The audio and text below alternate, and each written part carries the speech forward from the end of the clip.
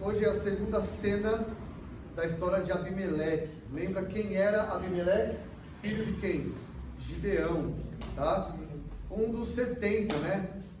Gideão teve 70 filhos e o Abimeleque era um desses filhos, só que foi um filho com uma concubina, uma escrava, lá em Siquém, mais para o sul da tribo de Manassés.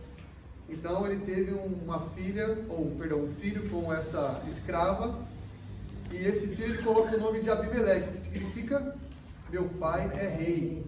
Lembra que no final da vida de Gideão ele se recusa a reinar, o povo pede para que ele reine, ele se recusa e fala, não, quem reina é o Senhor sobre vocês. Mas todos os atos dele até o final da vida, infelizmente, são atos de quem quer um reinado de alguma maneira, quer se beneficiar dessa posição. Ele faz para si uma estola sacerdotal, coloca na sua casa, a estola passa a ser adorada, e o texto não diz que ele se levanta contra isso, que ele deixa isso acontecer, no sentido de o povo vai vir a mim pedir orientação divina. Ele tem 70 filhos, ele tem um harém, tem muitas mulheres, ele tem riquezas, ele pede para o povo despojos de guerra, enfim, ele age como um rei. Ele é um mau exemplo no final da sua vida. Ele morre e o povo, no final do capítulo 8, o povo volta a se prostituir com os Baalins. E ainda tem um agravante. Eles passam a adorar uma variedade de Baal lá, chamada Baal Berite, que é Baal da aliança. Baal significa Senhor. Olha que ponto o povo chega, a adorar um Senhor da aliança, que não Yahvé. E o povo assim adora esse Baal, essa variedade de Baal, e não é benevolente para com a família de Gideão, que apesar dos pesares, Gideão foi o libertador usado por Deus. É claro que foi Deus quem libertou, mas pela instrumentalidade de Gideão. E o povo de Israel se esquece da família de Gideão e não age com benevolência para com a família. Esse é o capítulo 8. O capítulo 9 começa, nós vimos semana passada, do 1 a 6, que Abimeleque toma para si uma prerrogativa que Deus não falou para ele fazer nada, né? Ele vai lá e diz, olha, eu vou lá para Siquém, para a minha cidade da minha mãe, vou falar com os anciãos de Siquém, a família dele, os avós dele, né, a geração do avô dele e os tios dele, que são os anciãos da cidade. Ele fala, olha, vocês preferem o quê? Que 70 reinem sobre você, os 70 filhos de Jerubaal, de Gideão, ou que só um reine? Lembrando, hein, eu sou parente de vocês. Deus não mandou ele fazer isso. Deus não pediu para ninguém se levantar. Ele está se levantando por conta própria, querendo uma posição com o povo de Siquém. Então, ali os anciãos de Siquém falam, é verdade, a gente concorda com você. Então toma aqui algumas 70 peças de prata, você é o nosso rei agora, nós queremos que você seja o nosso rei. Toma aqui 70 peças de prata. E Abimeleque pega essas 70 peças de prata e faz o quê? Contrata mercenários para ir lá para Ofra, para o norte de Manassés, e faz o quê? Mata os irmãos dele. Agora perceba que Israel, só lembrando de semana passada, Israel não tem um inimigo de fora oprimindo, não tem um povo opressor. Israel tem alguém do próprio povo que mata israelita. Gideão já fez isso, lembra? Gideão já se vingou da cidade de Sucote e de Peniel. Mas agora Abimeleque mata seus irmãos. Ou seja, a decadência moral está mais profunda aqui. Ele mata quem é irmão dele, meio-irmão, filho do mesmo pai. Então ele mata os seus irmãos lá em Ofra, ele contrata esses mercenários por essas 70 peças de prata, que vieram de onde? Do templo de Baal Berite. Então Baal financia a morte dos filhos de Gideão. Claro que Baal não existe, mas olha o que acontece, né? Jerubaal, que é Gideão, que Baal contenda com você, Baal nunca contendeu com Gideão. Mas agora, por uma ironia trágica, Baal financia a morte dos filhos de Gideão. Então, ele faz isso, mas sobra um tal de Jotão, que é um dos filhos de Gideão. Ele se esconde, é o mais novo, ele foge, se esconde e não é morto. Só que Abimeleque volta para Siquém e ali é coroado rei. Então é uma coroação espúria, uma coroação nojenta. Alguém que foi coroado rei porque matou seus irmãos, os seus concorrentes, coroado com dinheiro de templo de Baal, por um povo que queria um rei, mas Deus não pediu isso. Então está tudo errado. Esse é o cenário para hoje, tá? Só que sobra um, como eu disse, que é Jotão. E para piorar a situação da semana passada, só lembrando, ele é aclamado rei junto ao carvalho memorial em Siquém. O que significa Siquém? Quem lembra aí um panorama sobre Siquém? O que aconteceu em Siquém para o israelita? Deus fez aliança com Abraão, erige um altar em Siquém, quando Deus fala, essa terra vai ser sua. Isso é em Siquém. Isso tem um peso muito grande para Israel. O que mais? Quando Josué entra na terra, Josué 8, e ele passa ali, ele reafirma a aliança, ele está entre dois montes, Gerizim e o monte Ebal. O que fica entre esses dois montes? Siquém. E em Josué 24, quando Josué está à beira da morte, ele reafirma a aliança de Deus com o povo, onde é isso? Siquém também. Então, irmão, Siquém é muito importante para o israelita. A aliança de Yahvé com o seu povo é nessa cidade. O que acontece nessa cidade aqui? Abimeleque é proclamado rei. Olha para onde isso vai, né? E agora o nosso texto, dito esse contexto todo, vamos entrar no nosso texto do 7 ao 21. Jotão, então, é o filho de Gideão que sobra do massacre. Então sobram só dois, Abimeleque e Jotão, tá? Jotão, lembrando, falei semana passada, quer dizer Yahvé é irrepreensível, Yahvé é perfeito. Yotan, seria uma tradução mais literal, assim, na fonética hebraica. Yotan, Tan é perfeito, e esse Yo significa, é uma redução de Yahvé. Então, Yahvé é perfeito. Veja lá, avisado disto o quê? De que Abimeleque foi coroado rei em Siquém. Então, Jotão sabe que o meu irmão dele foi coroado rei lá em Siquém. Avisado disto, Jotão foi e se pôs no cimo do monte Gerizim e em alta voz clamou e disse-lhes: ouçam-me, ouvirem, cidadãos de Siquém, e Deus vos ouvirá a vós outros. Então, quando Jotão soube da coroação de Abimeleque, ele escala o monte Gerizim e proclama uma mensagem ao povo de Siquém. Já fala do monte Gerizim. É provável, claro, que ele não vá até o topo do monte, ele vai até uma altura do monte na qual ele seria ouvido, tá? Ele escala ali alguma coisa a ponto de ouvirem. Então ele vai para o monte Gerizim, é esse monte. Monte Gerizim, te lembra alguma coisa? Como a gente conhece pouco o Antigo Testamento, né? Então isso é bom de estudar o livro do Antigo Testamento, porque a gente vai lembrar de coisas, é verdade, fazia tempo que eu não ouvia sobre esse monte. No monte Gerizim foi onde foram recitadas as bênçãos pactuais de Moisés para o povo. Deus fala as suas bênçãos do monte Gerizim. Abre lá em Deuteronômio 11 e depois Deuteronômio 27. Primeiro Deuteronômio 11. É bom a gente voltar nisso para cada vez mais irmos nos familiarizando com o Antigo Testamento, que às vezes se perde um pouco no nosso contexto bíblico. Deuteronômio 11, 29. Bom, vou começar do 26. Lembra que Deuteronômio é o discurso de Moisés antes deles entrarem na terra. Moisés está dando o último discurso dele, palavras do Senhor ao povo. 11, 26 de Deuteronômio. Eis que hoje eu ponho diante de vós a bênção e a maldição. A bênção quando cumprirdes os mandamentos do Senhor vosso Deus, que hoje vos ordeno. A maldição se não cumprirdes os mandamentos do Senhor vosso Deus, mas vos desviardes do caminho que hoje vos ordeno, para seguirdes outros deuses que não conhecestes. 29, aqui é o nosso texto. Quando, porém, o Senhor teu Deus te introduzir na terra que vais para possuí-la, então pronunciarás a bênção sobre o monte Gerizim e a maldição sobre o monte Ebal.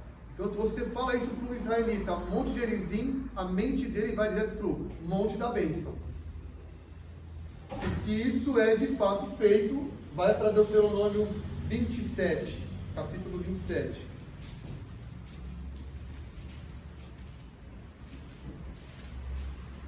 Versículo 12.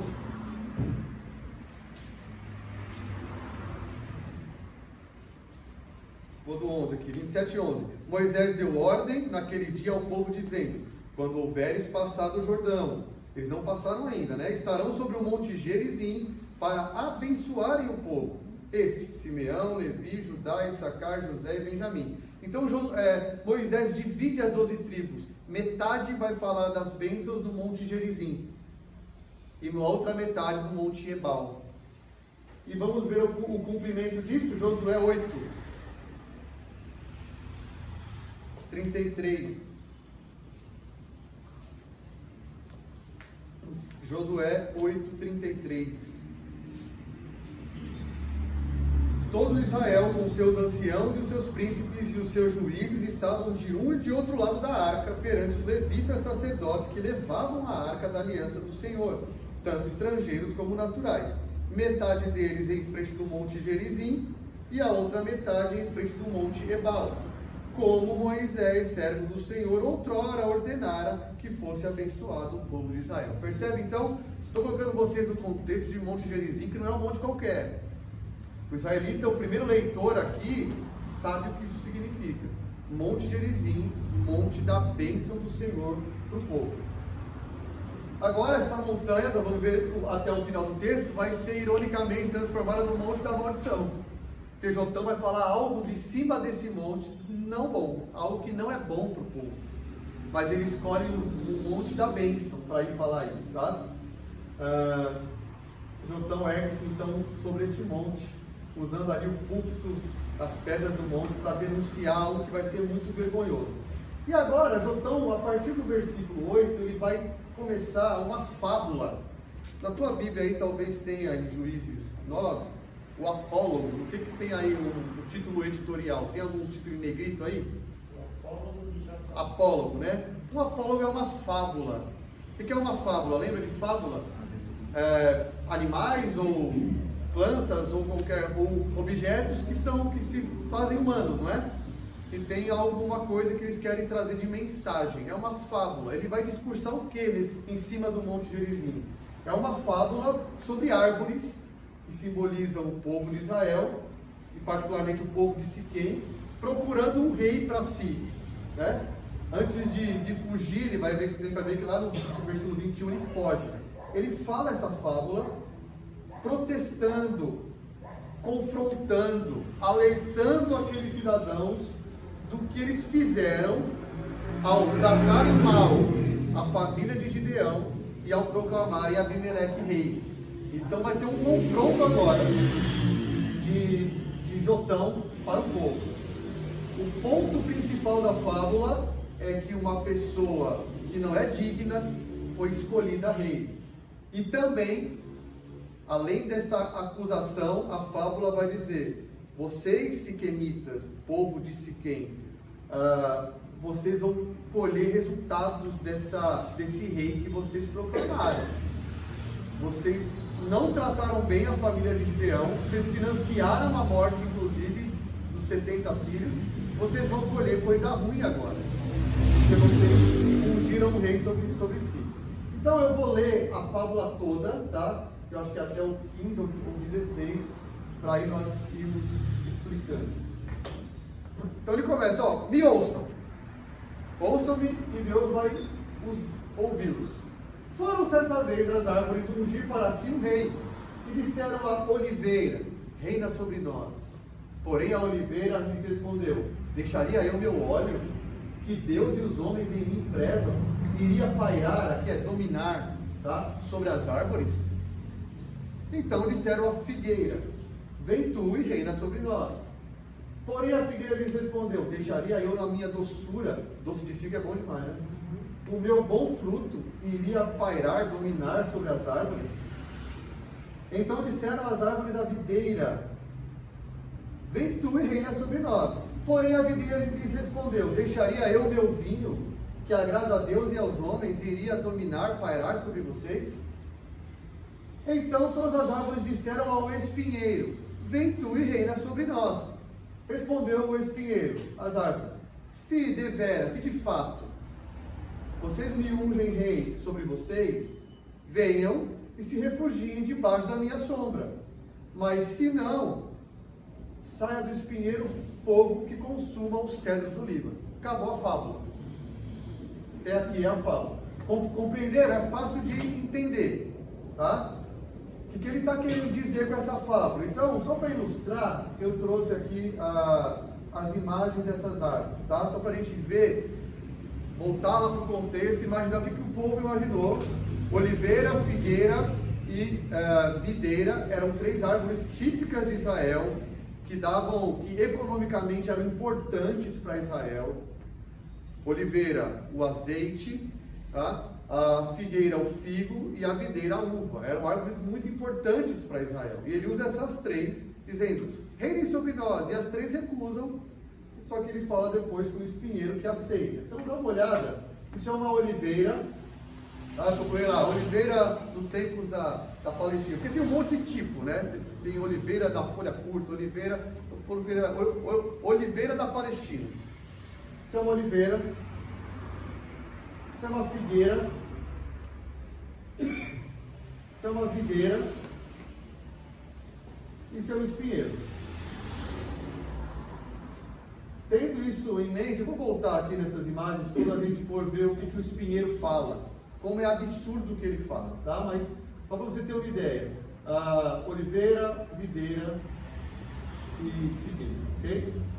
Vamos deixar o espinheiro aqui, que ele vai ser o nosso Abimeleque.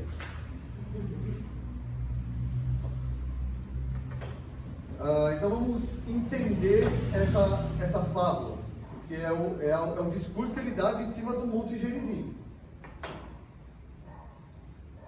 Bom, a oliveira recusa, é a primeira que é chamada, ela recusa, fala: como é que eu ia deixar o meu óleo, que as pessoas gostam e Deus tem prazer nesse meu óleo? Eu não vou fazer isso para reinar sobre as árvores. Então elas vão à figueira, a figueira fala: não, eu não vou fazer isso, eu não vou deixar o meu fruto, a minha doçura, para ir reinar sobre as árvores. E a videira responde: também não vou deixar o meu suco da uva, o meu vinho que agrada a Deus e aos homens, para ir reinar. Então, uma após as outras, essas candidatas aí mais prováveis para a coroa recusam a oferta. A preocupação delas são os frutos que elas dão, elas foram feitas para isso. E não para reinar sobre as árvores. Como eu disse, oliveiras, figueiras e videiras eram árvores valiosas, produziam colheitas muito importantes para Israel. Árvores úteis, esse é o ponto, são árvores úteis, que dão frutos. E aí, tendo a recusa dessas 3 árvores, dessa fábula, eles dizem ao espinheiro: vem e reina sobre nós. As árvores, então, desesperadas à procura de um rei, procuram um espinheiro, que não possui qualificação para reinar. O espinheiro, então, vejam as qualidades de um espinheiro. Tem fruto? Não tem fruto, ou seja, ele é improdutivo no que se diz respeito a fazer o bem para algo. Ele não tem fruto assim, ele não oferece nada de valor, ele é inútil como madeira também. Vocês viram lá? É um arbusto rasteiro. Tem alguma folha, mas ele é muito rasteiro. Ele nem madeira tem para ser útil. E pior, ele é uma ameaça para as outras árvores, porque um espinheiro no deserto pega fogo fácil. É uma árvore que pega fogo muito fácil. E fogo, irmão, vocês vão ver nos próximos capítulos, que tem muito a ver com Abimeleque. O que vai acontecer no final? Vai ter fogo, literalmente, vindo de Abimeleque para matar pessoas. Então, o espinheiro não dá fruto, não tem madeira, ele é rasteiro, ele não tem tamanho para abrigar nada embaixo dele. Olha lá. E o que o espinheiro diz? Vocês estão me ungindo rei, então vocês vão se abrigar debaixo das minhas folhas. É para rir. Ele tem espinho, ele machuca. E ele pega fogo sozinho no deserto quente. É essa fábula que Jotão conta para a gente entender. Então, deixa eu voltar aqui.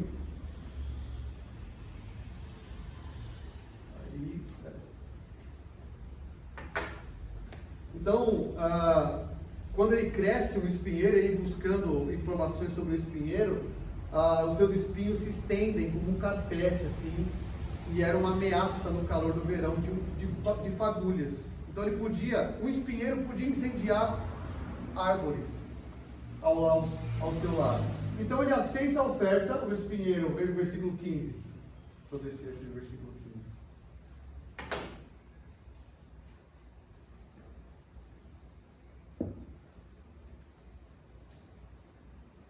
O espinheiro aceita a oferta, mas ele diz, com uma condição, que vocês se refugiem embaixo das minhas asas aqui, na minha sombra. Que sombra, né? É um absurdo. É incapaz de produzir sombra, ele cresce rente ao chão. Não dá para ter. Ninguém se protege embaixo de um espinheiro. É esse o ponto. Fazer sombra, isso você deve lembrar nos Salmos, é estar debaixo da proteção.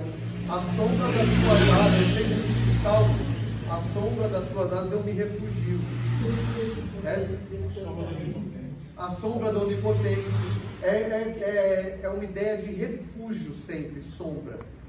E qual a sombra que o espinheiro fornece? Então, nenhuma dessas árvores citadas poderia ficar debaixo de um espinheiro. A oferta do poder, então, sobe a cabeça do espinheiro, né? Aqui trazendo a fábula para humanizando o espinheiro. Subiu a cabeça dele o poder, tá? Porque ele diz, se vocês não aceitarem a minha oferta, de vocês vão ficar sob a minha sombra, vai sair fogo de mim. E agora a gente entende que faz sentido o fogo, porque ele pegava fogo mesmo, sozinho.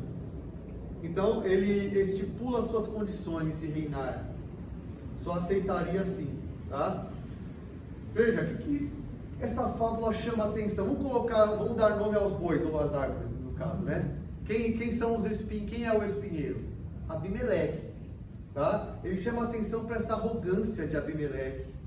Ele não tem qualificação, ele não tem capacidade de fornecer proteção, ele tem sede de poder, ele tem potencial destrutivo. Parabéns! Olha aqui que vocês elegeram o rei. É isso que Jotão está falando, tá? Então o Jotão não fala só de Abimeleque, das qualidades dele, por essa figura do espinheiro, mas ele fala aos siquemitas. Vocês foram estúpidos em fazer isso. Vocês creem que um espinheiro vai dar proteção? Vocês creem mesmo que alguma coisa do tipo de Abimeleque, que pega dinheiro, contrata a mercenaria e mata 70 irmãos, um massacre com a sua família, é esse tipo de rei que vocês querem? Então essa argumentação aqui de Jotão é clara. Abimeleque não é rei qualificado, não pode ser um rei bom para Israel. Ao contrário, ele vai ser instrumento de destruição para vocês. A intenção é mostrar que a coroação de Abimeleque é ridícula, é absurda para o povo. Ele não é alguém que iria trazer algo produtivo a Israel, é alguém que iria trazer destruição, fogo, e que vai ser literalmente fogo mesmo. E aí ele conclui, agora Jotão vai para a sua interpretação, ele conta a fábula e agora ele mesmo interpreta. Vamos ver até o final. Deixa eu voltar aqui. Então ele termina, o 15 termina, que é o espinheiro dizendo, ok, eu vou ser rei, as condições são estas. 16, agora é Jotão falando, acabou a fala. Se de fato e sinceramente vocês procedestes, proclamando o rei Abimeleque, e se bem vos portastes para com Jerubaal e para a sua casa, e se com ele agiste segundo o merecimento dos seus feitos. Olha o que ele está falando aqui. Então, povo, é o seguinte: se vocês, de fato, sinceramente, vocês acham que vocês agiram proclamando o rei de forma correta, vocês acham que vocês agiram de forma correta para com a família de Gideão? Aí tem um parênteses aqui, ó. Porque meu pai, Gideão, lutou por vocês, pelejou por vós e arriscou a vida dele, vos livrou das mãos dos midianitas. Porém vocês hoje vos levantaste contra a casa de meu pai e mataste seus filhos, 70 homens sobre uma pedra. Vendo o que Jotão está fazendo, interpretando. Siquemitas, pensem bem, vocês agiram certo com a casa de Gideão? Vocês agiram certo? Vocês procederam bem, proclamando Abimeleque rei? Olha o que vocês fizeram com a casa de Gideão, que lutou por vocês, que deu a sua vida, ou colocou em risco a sua vida, melhor dizendo, por vocês, e agora vocês financiam a morte de 70 filhos dele. Está falando isso contra os siquemitas. Ou seja, Jotão soube, de alguma forma, que os siquemitas financiaram com as moedas de prata lá, a morte dos 70. E Abimeleque, filho de sua serva, vocês fizeram reinar sobre os cidadãos de Siquém, porque é irmão de vocês. O critério de vocês é da nossa família.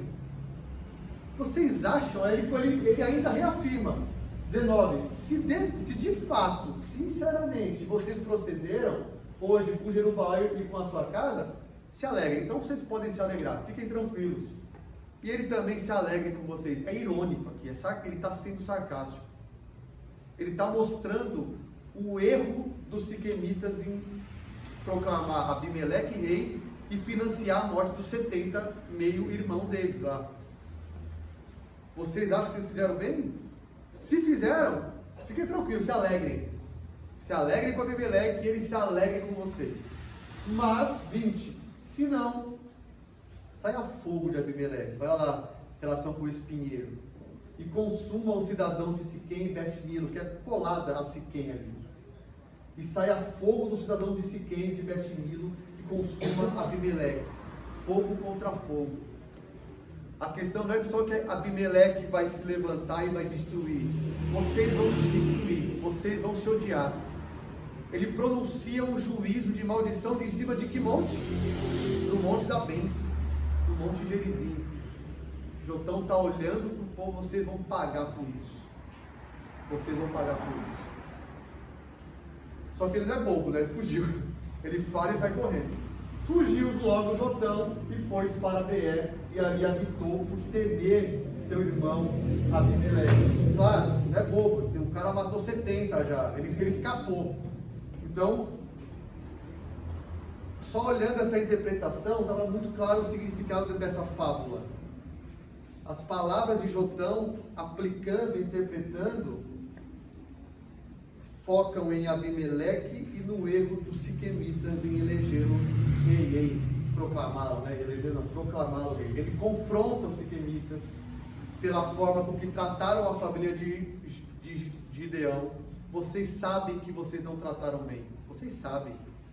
Ele é irônico. Se vocês trataram bem, se alegrem, fiquem tranquilos. Se tivessem tratado Gideão com justiça, colheriam bênção. Então a ênfase aqui é colocada sobre os homens de Siquém. Ele está confrontando.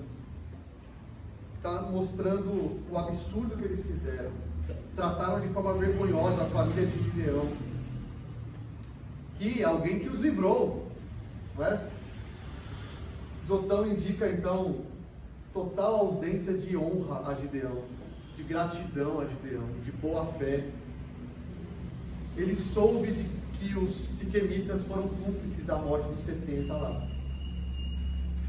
Então, resumindo esse sarcasmo dele, se vocês honraram a família de Gideão, foram justos, se alegrem. Mas se não, aí vem a denúncia ou a maldição, né? Ele colocou uma imprecação ali para que eles se destruíssem uns aos outros, não é? Não é só Abimeleque que ia destruir, mas eles iriam se destruir uns aos outros. As palavras são de maldição aqui. A perspectiva de Jotão, nós vamos ver que vai se cumprir. Olha lá no versículo 57 do mesmo capítulo, só um spoiler, tá? Não leiam, vai ter ainda as cenas dos últimos capítulos. Só o versículo 57. 56 e 57, que é o final da história de Abimeleque. Assim Deus fez tornar sobre Abimeleque o mal que fizera a seu pai, por ter aquele matado os seus 70 irmãos. De igual modo, todo o mal dos homens de Siquém, Deus fez cair sobre a cabeça deles. Assim veio sobre eles a maldição de Jotão, filho de Jerubaal. Gente, quando o autor bíblico dar o seu parecer, o negócio você tem que grifar isso. O autor bíblico deu o seu parecer. Então, no final da história que a gente vai ver ainda, Deus deu a paga para Abimeleque e para os siquemitas. Exatamente como a maldição de Jotão foi pronunciada. Vocês vão se destruir mutuamente. É fogo contra fogo. E o capítulo 9 encerra-se com o autor dizendo: foi isso mesmo. Isso aconteceu. Saúde. Então, uma forma da gente entender esses versículos, que essa linguagem é um tanto confusa para a gente, eu achei uma versão muito interessante aqui, ó. Isso facilita a nossa compreensão da interpretação de Jotão da fábula. Então ele termina a fábula e diria assim, em uma versão mais moderna: se vocês foram justos com a família de Gideão ao fazer Abimeleque seu rei, e convenhamos, vocês não foram. Mas se foram, que sejam grandemente abençoados no governo desse rei Abimeleque. Mas se não foram, e convenhamos, vocês não foram. Então eu espero que vocês e ele recebam o que mereçam. Que vocês sejam queimados por ele e ele queimado por vocês. Esse é o resumo, nova linguagem são bernardense de hoje. Tá? Então Jotão foge. A gente não tem registro de como é que os siquemitas reagiram a essa fábula, a essa interpretação, se ficaram nervosos ou não. A gente sabe que ele foge, certamente ele temeu. Ele vai para um lugar chamado Beer, não se sabe onde é. Essa palavra Beer significa poço em hebraico, mas não se sabe, era algo muito comum. Sabe onde é, então ele vai se refugiar em algum lugar, porque ele tem medo do seu irmão. E assim, é curioso, né? Pensa aí na Bíblia, história de irmão mais novo fugindo de irmão mais velho. Como tem isso, né? Como tem irmão mais novo fugindo de irmão mais velho? É mais um caso aqui. O Jotão era mais novo, ele tem medo do irmão mais velho. Mais uma vez, tá? Algumas rápidas conclusões aqui para a gente ir para os finalmente, tá? Bom, o que nós temos aqui nessa fábula é um alerta e uma confrontação sobre um erro do povo em eleger para si um governante que Deus não pediu. E ele se é proclamado de uma maneira ridícula, uma maneira imoral. Ele mata parentes. Então, assim como está acontecendo aqui, a Bíblia também, olhando para toda a Bíblia, essa ideia de liderança e de prejuízos com a liderança ruim, a Bíblia fala sobre isso, não é? Deus fala ao seu povo claramente sobre que tipo de homens devem liderar sobre o povo de Deus. É claro que é Deus quem nos governa, né? Como nós tivemos aula de eclesiologia aqui, falei, quem manda nessa igreja? É Deus, não é? É, Jesus Cristo. Como ele manda? Por meio da palavra, não é? Sim, por meio da palavra. Então, se cada um tiver uma interpretação, não, Deus institui uma liderança. É um braço do reinado de Deus, que é Deus que reina nessa igreja, homens, líderes, que são eleitos pela igreja. E Deus nos instrui quais os critérios para isso. Ele não nos deixa, é porque é irmão da fulana, porque eu vou mais com a cara dele. Isso não é critério para se eleger quem governe sobre a igreja, representando o governo de Deus. Tem critérios claros. Deus fala, não coloquem homens que não sejam assim. Leia 1 Timóteo 3. Tito 1. Tem que ser assim. Nós temos regras claras. Então, o cuidado com quem nós colocamos na liderança. Ele parece melhor, é meu parente. Isso não é critério bíblico para isso. A geração, não só a atual, mas a seguinte, pode sofrer consequências de uma liderança colocada sem critérios. Então esse é o alerta, essa é a confrontação que Jotão dá aqui por meio dessa fábula. Esse é o nosso texto, tá bom? Vamos ver a estrutura dele agora?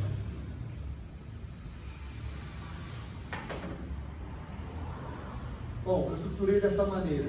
Primeiro, Jotão convoca o povo de Siquém para ouvi-lo. Só o versículo 7, certo? Acompanha aí, veja aí. Jotão convoca o povo para ouvi-lo. Ó, venha o povo, ele sobe até o monte Gerizim, o monte da bênção, e diz: venham para cá, eu quero falar com vocês, ouçam-me que Deus vai ouvi-los. Do 8 ao 15, nós temos a fábula. E aí eu só dividi para ser mais didático. O pedido das árvores a 3 árvores. Primeiro, a oliveira, e ela se recusa. Depois, a figueira, e ela se recusa. Depois, a videira, e ela se recusa. E do 14 e 15, o pedido das árvores ao espinheiro. E ele aceita com as condições dele. Quais são? Vocês vão se refugiar debaixo da minha sombra. Se não fizerem isso, fogo sobre vocês. Essa é a minha condição.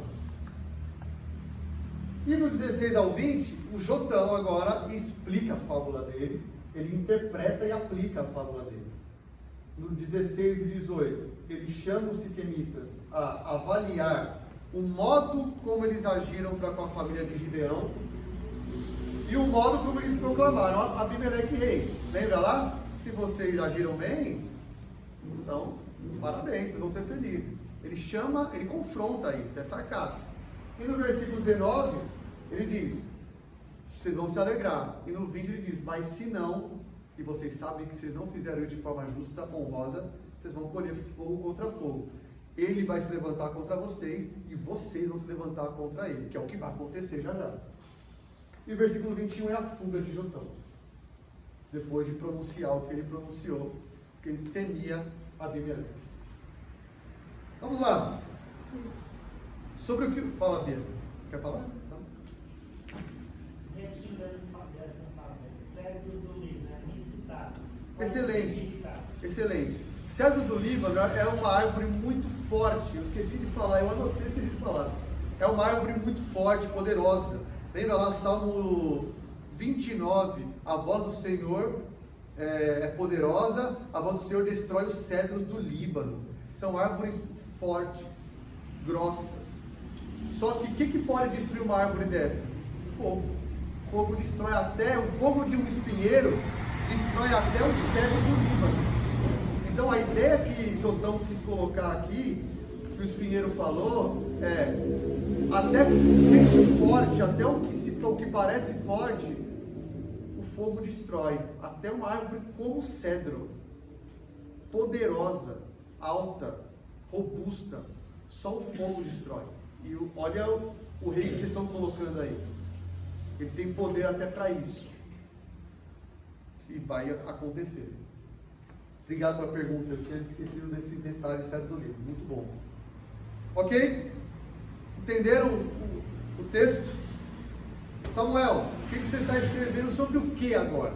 O que vocês responderiam? O texto está dizendo sobre, o texto está falando sobre... Eu pensei em Jotão confronta o povo da sua má escolha. Isso. Eu estou falando sobre a confrontação de Jotão contra os siquemitas pela sua má escolha. É uma resposta possível. Sim? Eu coloquei você está falando sobre a fábula que Jotão contou aos siquemitas quando soube que Abimeleque foi proclamado rei. Vou escrever agora sobre isso. Você já interpretou, né, no seu... o que está dentro, é uma resposta correta. Está falando sobre a fábula de confrontação, poderia ser, de Jotão contra os siquemitas. É sobre isso que o texto está falando. Jotão se coloca em cima do monte e fala algo. Você não tem Deus falando aqui, certo? Você não tem nem a indicação que Deus levantou Jotão. Seria muito bom, né? Assim, então Deus levantou Jotão para... Ele foi, claro, Deus está a soberania de Deus está aí, mas ele está falando sobre... Ele tomou a palavra lá. Não se é dito que Deus o levantou para confrontar, mas ele faz isso de uma forma correta. Ele está vendo o que vai acontecer com o povo de acordo com o rei que eles colocaram para governá-lo. Tá? E o que o texto está dizendo sobre isso, Raquel? Então Jotão sobe o monte Gerizim, convoca o povo de Siquém a ouvi-lo, e então profere uma fábula sobre árvores que queriam um rei. Porém, com a recusa da oliveira, figueira e da videira, coloca o espinheiro para reinar sobre eles. Jotão então interpreta e aplica a fábula, alertando e proferindo juízo, confrontando sobre o povo de Siquém, que proclamou Abimeleque rei. Depois de seu pronunciamento, Jotão foge por temer seu irmão Abimeleque. Tudo bem? Muito bom. O que esse texto nos ensina hoje? Devemos Olha aí. pegar, pedir a Deus a direção e obedecer a palavra e escolher pessoas, líderes certos. Olha só, então tem a ver com liderança, não tem? Tem a ver com o que o nosso ensino de hoje? O que Jotão faz? Qual é o teor da fábula dele? É para quê? O que ele faz com a fábula? Ele confronta, ele alerta, ele emite juízo. Por quê? Porque uma liderança incapacitada, uma liderança perversa foi colocada sobre o povo pelo povo. Com interesses espúrios. O cara tem sede de poder. E era para eles, então eles esperavam receber alguma coisa dele também, junto com o poder que foi dado a ele. Então, o ensino para Pode nós, ser exortação, mas assim, tem um confronto de juízo aqui. Vocês escolheram um rei assim, vocês vão ser alertados e tem um juízo sobre vocês. Vocês vão colher consequência de proclamarem um rei assim, um governante assim, alguém que lidera assim. Mas não para os nossos tempos aqui, nós não temos reis, nós não proclamamos reis. Está falando aqui do povo de Deus. Qual é a lição para a gente aqui? O texto nos ensina que o povo de Deus deve ser alertado e confrontado. Ao fazer o quê? Ao escolher lideranças perversas com sede de poder, que Deus não deu critérios e você escolhe de qualquer jeito. Eu acho que a aplicação desse texto para nós hoje é: atenção para a liderança que nós vamos escolher. Tem alertas na palavra, tem juízo sobre isso. Então, seria um texto, por exemplo, interessante para um dia assim de véspera de eleição de presbíteros, porque o povo está colhendo, tem um juízo. É só aqui que Deus traz juízo? Não, nós vemos lá no Novo Testamento, não é? O povo pede líderes como seu coração. Vão colher isso, vocês vão colher isso. E a gente é muito infantil mesmo na hora de escolher. Geralmente diz assim. Você pensa, nossa, é uma boa pessoa. Isso, os critérios nós seguimos mais ou menos, né? Assim, então vamos falar mal um pouco, né? Fulano é médico, ou fulano é um bom empresário, deve administrar bem, vamos elegê-lo presbítero. Não é esse o critério que Deus coloca. Vai ficar chateado se ele não for eleito, está experimentando. Mas ele é da família que fundou a igreja. Não é esse critério que se coloca. Percebe? Temos critérios. E nós, olhando para esse texto, nós vamos colher consequências se colocarmos pessoas conforme os nossos critérios. E talvez vocês tenham um exemplo, que vocês que vieram de outras linhas, talvez de pessoas que herdaram, não é? Meu pai era pastor, eu também, aí eu fiquei.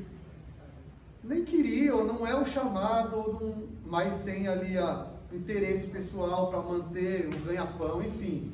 Irmãos, tem exemplos e exemplos e exemplos de pessoas do povo de Deus que colocam sobre si lideranças que Deus não pediu, com outros critérios. Então é um alerta para nós. Olha aí. Então nós temos que pensar nos critérios de Deus. Tem pastor que se autoproclama pastor. Abimeleque, ele... Não tem nem estudo teológico. Então nós temos que pensar nisso. É um alerta para a igreja. Isso casa com o livro de Juízes? Casa com o livro de Juízes. Juízes são juízes levantados por Deus para libertar o povo. Só que de repente chega um cara e se levanta. Deus não mandou. Deus não levantou Abimeleque. Ele se levantou e aí faz o que faz e o povo proclama rei. Então, está aqui o juízo. Vocês vão colher consequências. Esse é o ensino para nós, ou não? A gente pode aplicar também a escolha inteligente de governantes dentro do país. Porque ele chama o povo à inteligência. É. Então, Olha o que ele fez, olha o passado dele, olha como ele chegou ao poder.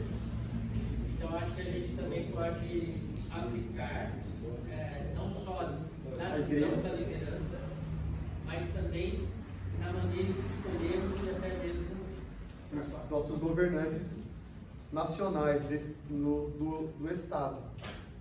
Pois é. Então, é triste, mas é ensino bíblico. Dói, né? Mas é isso. É o ensino de alerta hoje. Quem seremos nós? Nós podemos ser os jotões que, irmãos, alerta. Ou nós podemos ser os siquemitas. Vamos do nosso jeito. Deus nos livre de ser os siquemitas, de escolher liderança conforme o nosso critério. Mas que Ele nos chame a alertarmos uns aos outros em tempos de eleição de presbíteros, de diáconos. Irmãos, é coisa séria, é o povo de Deus, são oficiais da igreja. Quais critérios? Nós temos os critérios. Sigamos, para que colhamos bênçãos. Claro, o pecado está, talvez, nós seguimos, tem casos, seguimos os critérios, mas fulano não foi, mas nós seguimos os critérios. Entende? Não é de qualquer jeito. É liderança do povo de Deus. Tem que ficar alerta com isso. É isso. Alguém tem alguma consideração? Curioso, né? História de Abimeleque. A gente vai ver que o negócio vai pegar fogo, literalmente, semana que vem. E aí Deus entra na história. Porque até aqui nós não temos, né? E o Senhor nos suscitou. Não tem. É o homem se afundando por si.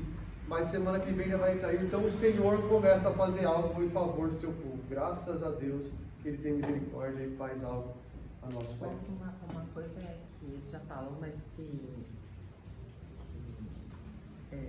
ai, desculpa, eu esqueci. Bia, pode parar se quiser. Eu esqueci. Esqueceu? Liderança. Eu esqueci. Tudo bem. Então vamos orar, vamos ficar de pé, vamos orar.